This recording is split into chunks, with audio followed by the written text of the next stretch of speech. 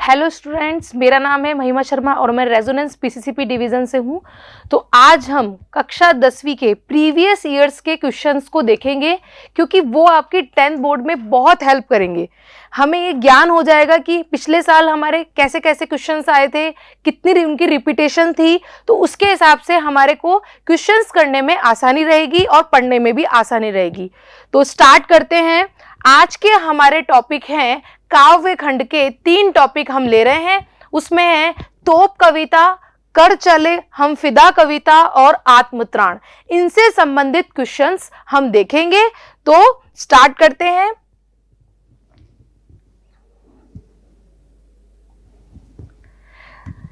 स्पर्श भाग का, पद्य भाग का फर्स्ट टॉपिक है तोप, जिसके लेखक है वीरेन डंगवाल। और सेकंड टॉपिक है हमारा कर चले हम फिदा, इसके लेखक हैं कैफी आजमी। और थर्ड टॉपिक हमारा है आत्मत्राण, इसके लेखक है रविन्द्रनाथ ठाकुर। तो सबसे पहले हम तोप टॉपिक से संबंधित क्वेश्चंस देखेंगे, प्रीवियस ईयर्स के क्वेश्चंस। फर्स्ट क्वेश्चन है हमारा, तोप कविता में तोप अपने आकार से सहमाती है, परंतु बच्चे और चिड़िया उसके साथ क्या क्या करते हैं, इस उदाहरण से कवि क्या सिद्ध करना चाहता है। सबसे पहले तो तोप कविता किस पे आश्रित है कि जब 1857 की क्रांति हुई थी तो अंग्रेजों ने हमारे देश में आकर के बहुत भूचाल मचाया था, बहुत सेनानियों को हमारे सेनानियों ने बलिदानी दी थी। तो तोप उन्होंने एक ईस्ट इंडिया कंपनी ने एक तोप एक पार्क में रख दी और ये बताना चाहा उस तोप के माध्यम से कि देखो हम कितने बलशाली हैं, हमने कितनों की धज्जियां, कितनों को मार गिराया है, वो हमारे ऊपर ये चीज कहना चाहते हैं। तो आज उस पार्क को खोल दिया गया है सेनानियों के लिए, पर्यटकों के लिए, और उस तोप पे चिड़ियाएं गपशप मारती हैं, कबूतर बैठते हैं, बच्चे उन पे खेलते हैं। तो आज उसे नतमस्तक होना पड़ा है क्योंकि आज जिस टाइम पे उसने लोगों को धूल चटाई थी, आज वो खड़ी है, कुछ नहीं कर सकती। तो यही बताया गया है कि किसी टाइम पे कोई कितना भी बलशाली हो, कितना भी घमंड से चूर हो, लेकिन एक दिन उसको नतमस्तक होना ही होता है। तो यही बताया गया है। तो इसमें क्वेश्चन है कि चिड़िया क्या क्या करती हैं वहां पे और वो क्या बताना चाहते हैं। तो तोप अपने विशाल आकार से सामने वालों को सहमाती है, बताती है, क्योंकि तोप बहुत ही जबरदस्त और विनाशकारी होती है। तोप का नाम सुनते ही हृदय में, मन में एक भय सा उत्पन्न हो जाता है। कंपनी बाग के मुख्य द्वार पर प्रवेश करते ही इस तोप को लगाया गया है। ये तोप 1857 के स्वतंत्रता संग्राम में काम आई थी। तब ईस्ट इंडिया कंपनी के गोरे यानी अंग्रेज शासकों ने भारतीय क्रांतिकारियों के विद्रोह को दबाने के लिए इस तोप का प्रयोग किया था। इस तोप ने न जाने कितने शूरवीरों को मार डाला था, किंतु फिलहाल ये तोप अब खिलौने की तरह काम आती है। इस पर बैठकर छोटे बच्चे घुड़सवारी का आनंद लेते हैं। जब बच्चे न हो तो अक्सर चिड़ियां इस पर बैठकर गपशप करती हैं, कभी कभी वे इसके भीतर भी घुस जाती हैं। इस उदाहरण से कवि यह सिद्ध करना चाहते हैं कि अन्याय और अत्याचार करने वाले भले ही कितना क्यों न ताकतवर हो, एक दिन उसको चुप बैठना ही होता है। अन्याय करने वालों का एक न एक दिन अंत अवश्य होता है। बड़े बड़े शूरवीर भी परास्त हो जाते हैं, हार जाते हैं, और फिर उनका हाल इसी तोप के समान होता है। तो इस क्वेश्चन में ये बताया गया है। नेक्स्ट क्वेश्चन हम देखेंगे कि 1857 की तोप का क्या आशय है, कि क्यों रखी गई थी, किस वजह से रखी गई थी। तो कविता में उल्लेखित 1857 की तोप, जो कि 1857 स्वतंत्रता संग्राम में प्रयोग की गई थी, उससे आशय यह है कि कोई कितना भी बलशाली क्यों ना हो, एक न एक दिन उसका अंत अवश्य होता है। उसे एक दिन अपनी सत्ता का उसका अंत होता ही है। इस तोप ने भारतीयों पर अनेक अत्याचार किए, लेकिन आज वो एक केवल प्रदर्शन मात्र रह चुकी है, पर्यटक स्थल में देखने लायक रह गई है, अब उसका कोई सिरमौर नहीं है। तो नेक्स्ट क्वेश्चन पे आते हैं कि तोप के लिए धर रखी है वाक्यांश का प्रयोग क्यों किया गया है। तोप के लिए धर रखी है वाक्यांश ये सीख देता है कि आज चाहे कितने भी बलशाली, शक्तिशाली, चाहे कितने भी बड़े क्यों ना हो, पर उनका अंत अवश्य होता है। कंपनी बाग में धरी हुई तोप ने हमारे जाबाजों को मौत के घाट उतारा था, पर एक दिन ऐसा भी आया कि लोगों ने ब्रिटिश सत्ता को उखाड़ दिया, अंत कर दिया, और ये तोप उसी सत्ता का प्रतीक है, उसी सत्ता के अंत होने का प्रतीक है। तोप की शूरवीरता के बारे में आप क्या कहना चाहते हैं? तोप के विषय में हमें जानकारी मिलती है कि 1857 के समय इसका शक्तिशाली प्रयोग किया गया था और इसने अनगिनत शूरवीरों को मार डाला था और अनेक सेनानियों की धज्जे उड़ा दिए थे, मतलब उनको मार डाला था, मौत के घाट उतार डाला था। इसकी शूरवीरता को, सैनिकों की शूरवीरता को खत्म किया था। ठीक है, तो ये तोप से संबंधित हमारे प्रीवियस ईयर्स के क्वेश्चंस थे। अब हम नेक्स्ट चलते हैं, हमारा टॉपिक है कर चले हम फिदा, इसके लेखक है कैफी आजमी। तो सबसे फर्स्ट क्वेश्चन है हमारा, निम्नलिखित काव्यांश को पढ़कर पूछे गए प्रश्नों के उत्तरों के उचित विकल्प चुनकर के दीजिए। ये हमारा आया था 2011 में। ठीक है, इसमें 8 से 10 साल के क्वेश्चंस बहुत इंपॉर्टेंट हैं। ठीक है, तो ये हमें कुछ पंक्तियां दे रखी है और इसके नीचे हमें कुछ क्वेश्चंस दे रखे हैं जिनको इनमें से देख करके सॉल्व करना होता है। ऑब्जेक्टिव बेस्ड क्वेश्चंस होते हैं। तो जिंदा रहने के लिए मौसम बहुत है मगर जान देने की रुत रोज आती नहीं, हुस्न और इश्क दोनों को रुसवा करे, यो जवानी यो जो यूं में नहाती नहीं, खूं में नहाती नहीं। आज धरती बनी है दुल्हन साथियों, अब तुम्हारे हवाले वतन साथियों। इस लेसन में देश के सैनिकों को बताया जा रहा है कि लेखक कह रहा है कि अब जो सैनिक मृत्यु के घाट उतर चुके हैं, मृत्यु पर पहुंच चुके हैं, अब वो आने वाली जनरेशन को उत्साहित कर रहे हैं कि तुम्हें भी इसी तरह से देश को दुश्मनों से बचाना है। अब हमारे जाने का टाइम तो आ गया है, अब तुम्हारे हवाले वतन साथियों। कि देश के लिए मौसम बहुत आते हैं लेकिन देश के लिए मर मिटने के लिए मौसम बहुत कम आते हैं और तुम्हें उसे अपने खून से नहा करके बलिदान देते हुए अपने देश को दुश्मनों से बचाना है।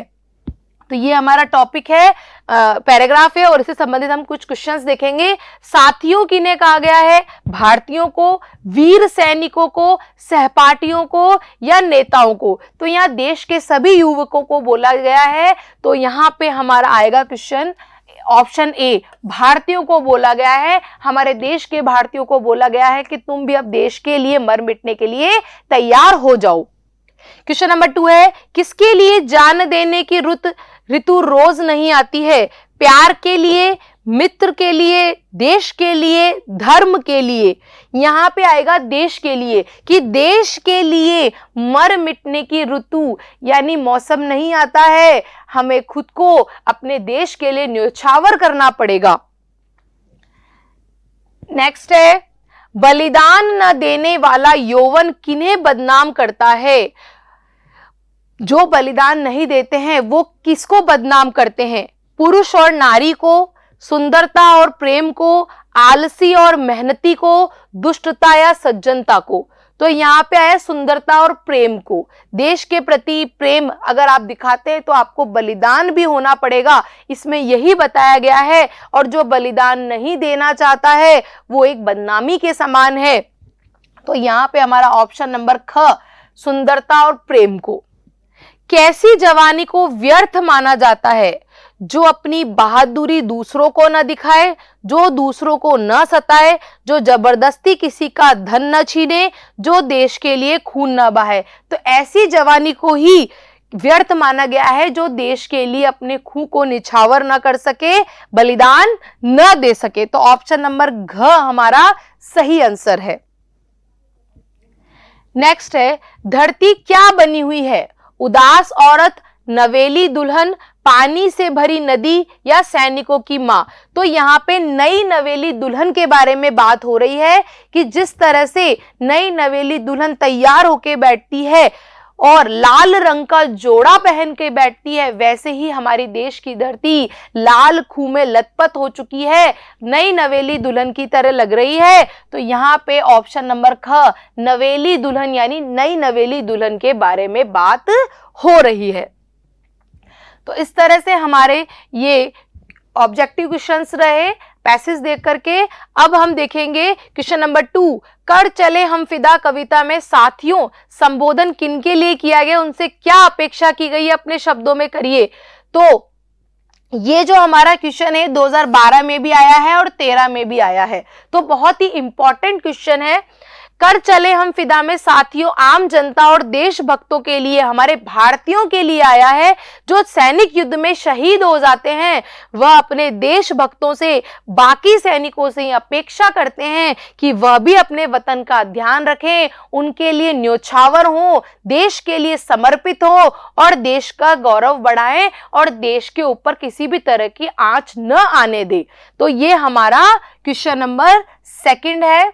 नेक्स्ट है, कर चले हम फिदा कविता की ऐतिहासिक पृष्ठभूमि का उल्लेख करते हैं, उसका प्रतिपाद्य, उसके बारे में शॉर्ट में बताइए। तो ये हमारा क्वेश्चन सीबीएसई 2017 के उसमें आया था।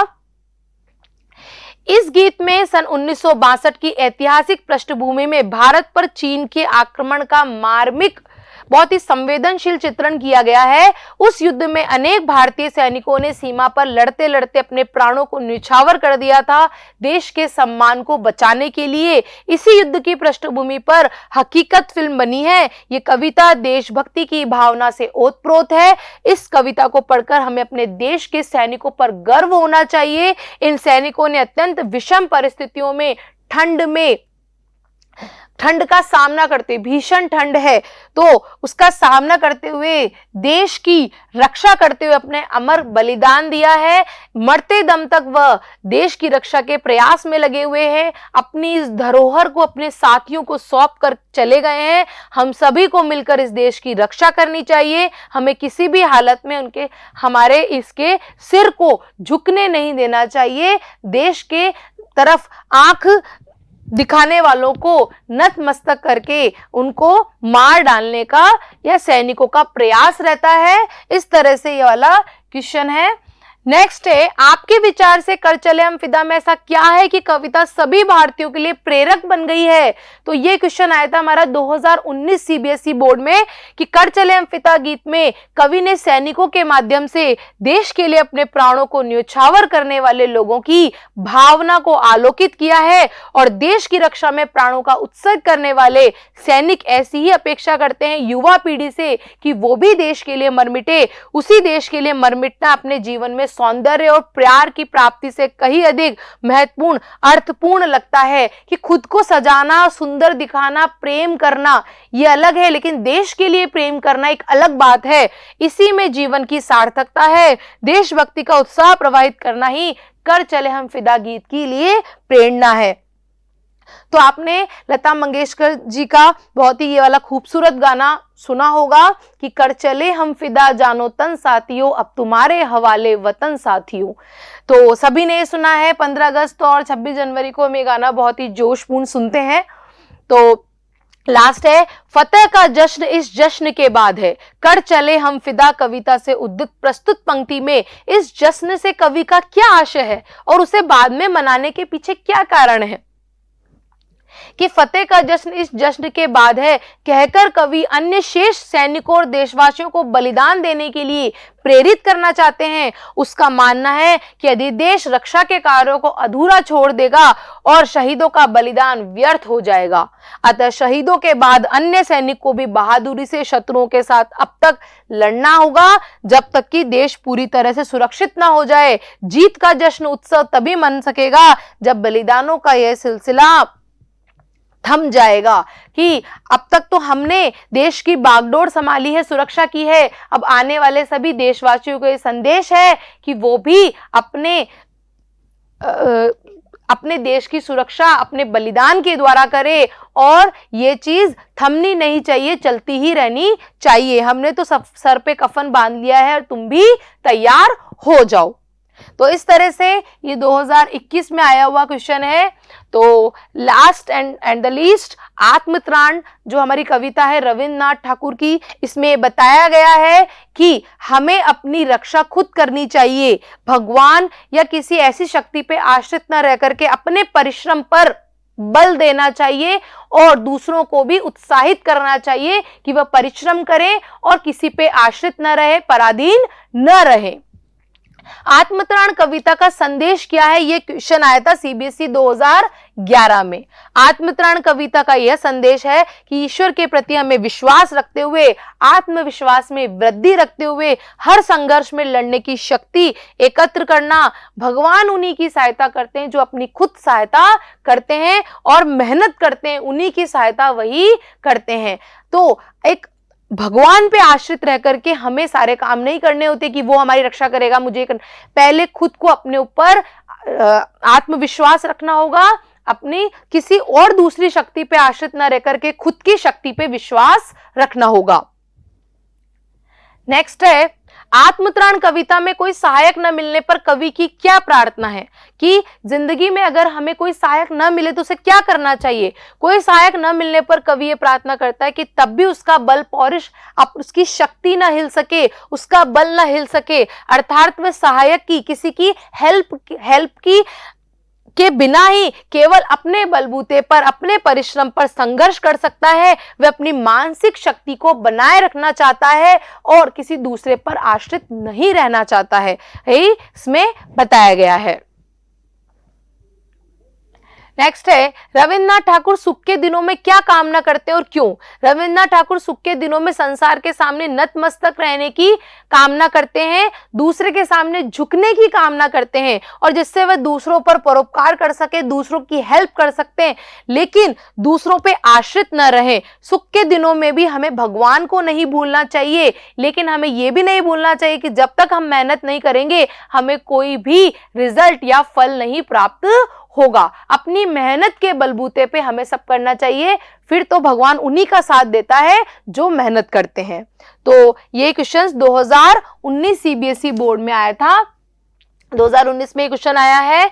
तो ये हुए हमारे लास्ट 10-11 ईयर्स के क्वेश्चंस। तो आशा करती हूं आपको ये क्वेश्चन समझ में आएंगे और इन्हीं को बेस मान करके आप क्या करेंगे, क्वेश्चंस पढ़ेंगे। ये कुछ ऐसे क्वेश्चंस है जो रिपीट होते हैं तो हमें इन पे ज्यादा ध्यान देना है, लेकिन ओवरऑल हमारी जो पढ़ाई है हमें वैसे ही करनी जैसे अभी तक हम करते आ रहे हैं। तो आशा करती हूँ आपको ये समझ में आया होगा और सभी बच्चों को 10th बोर्ड एग्जाम्स के लिए ऑल द बेस्ट कहना चाहूंगी और हिंदी के लिए ऑल द बेस्ट कहना चाहूंगी। Thank you so much.